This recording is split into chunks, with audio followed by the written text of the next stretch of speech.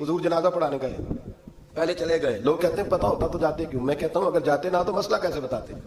حضور پہنچ گئے, جنازہ گاہ تک پہنچے, قبرستان میں ترمذی ہے, میت کے چہرے سے بھئی جو مر گیا ختم ہی ہو گیا, اس کے ساتھ کا ہے کی زد, اس کے ساتھ کیا جھگڑا, مار ہی گیا ہے, ترمذی ہے, سیاہ عرض کر رہا ہوں, چہرے سے کپڑا ہٹایا, تو میں نہیں جنازہ پڑھاتا.